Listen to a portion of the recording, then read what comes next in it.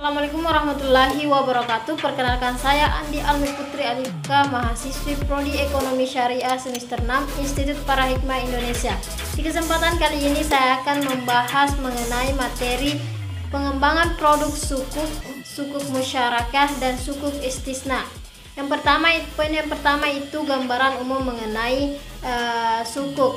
Sukuk merupakan sertifikat bernilai sama yang mewakili bagian tak terpisahkan dalam kepemilikan suatu aset berwujud manfaat atau jasa ataupun kepemilikan dari aset suatu proyek atau aktivitas investasi tertentu yang terjadi setelah adanya penerimaan dana sukuk, penutupan pemesanan dan dana yang diterima dimanfaatkan sesuai dengan tujuan penerbitan sukuk.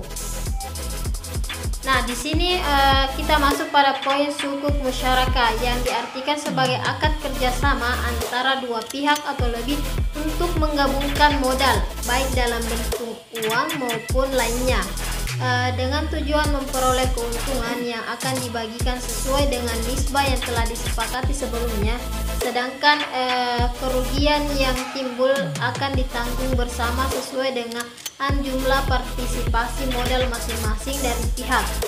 Karakteristik sukuk musyarakah yaitu konsep pembagian keuntungan dan kerugian adalah setiap keuntungan yang diperoleh dari kegiatan usaha musyarakah akan didistribusikan kepada setiap pihak sesuai dengan rasio keuntungan atau nisbah yang telah disepakati.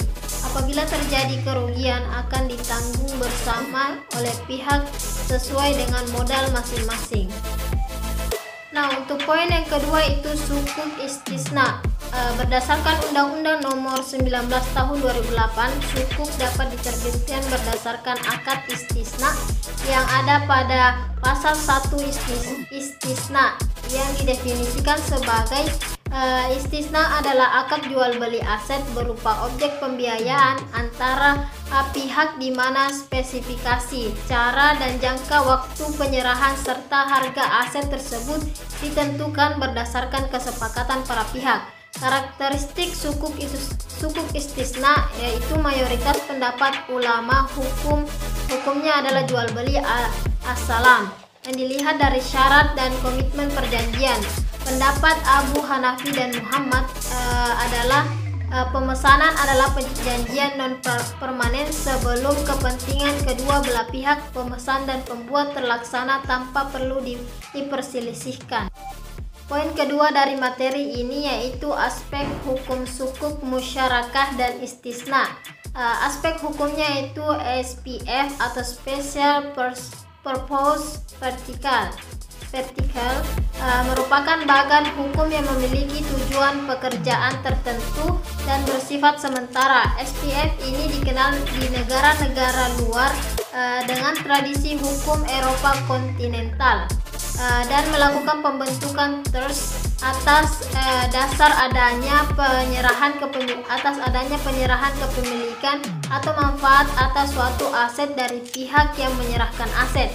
SPF ini juga menerbitkan surat berharga dan menjualnya kepada investor serta wajib menyerahkan penyimpanan dan pemeliharaan kepada indektur trust yang mewakili seluruh kepentingan investor.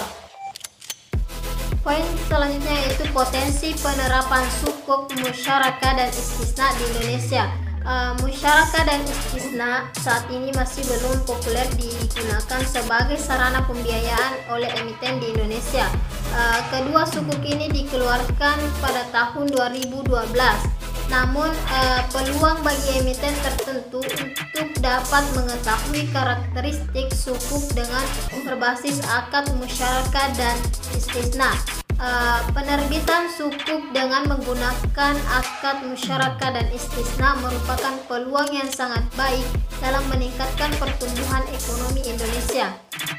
Mengingat proyek yang menjadi dasar underlying penerbitan sukuk akan meningkatkan sektor real yang berkaitan dengan proyek tersebut.